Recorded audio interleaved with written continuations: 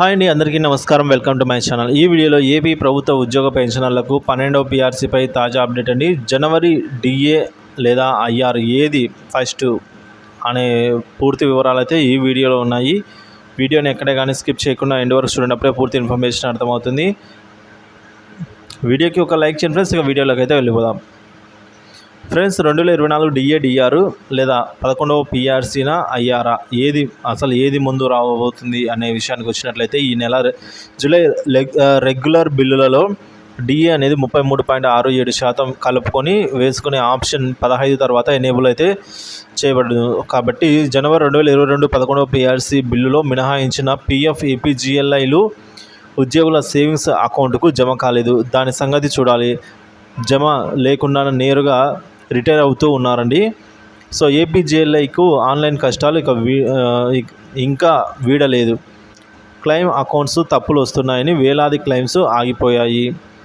July 31 లోపల income tax చెల్లించిన employees అందరూ కూడా ఈ ఫైలింగ్ చేసుకోవాలి. ఇది ఎంప్లాయీస్ బాధ్యత కానీ డీడీఓలది కాదు. బ్యాంక్, పోస్ట్ ఆఫీస్ షేర్స్ ఉన్నవారు జీతాల బిల్లుల్లో ఐటీ మినహాయించకపోయినా ఈ ఫైలింగ్ అయితే చేయాలి.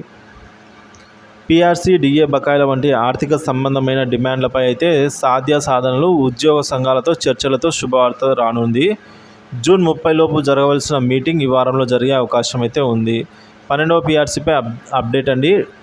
సో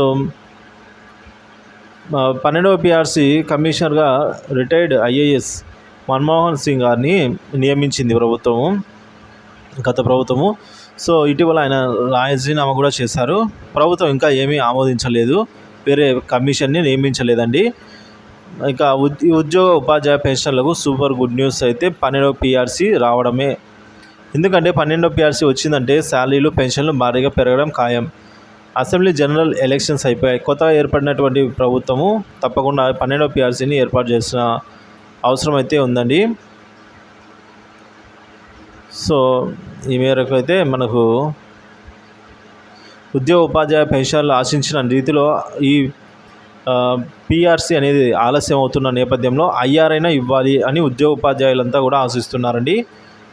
ఇంకా జనవరి డిఆర్లు అలాగే ఐఆర్ గురించి ప్రకటన రావాల్సి ఉంది. కావున ఉద్యోగ ఉపాధ్యాయ పెన్షన్లకు పీఆర్సీ ఆలస్యం కాకుండా అమలు కావాలని కోరుతూ ఉన్నారు. ఒకవేళ ఆలస్యమైనట్లయితే ఐఆర్ వెంటనే ప్రకటించాలని అయితే డిమాండ్ చేశారండి.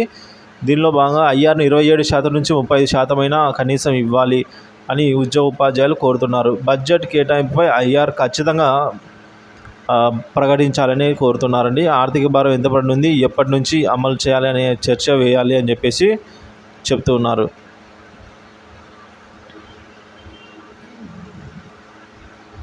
ఇది ఫ్రెండ్స్ ఇప్పటివరకు తాజా సమాచారం. వీడియో నచ్చినట్లయితే లైక్ చేయండి, షేర్ చేయండి. Thank you for watching this video.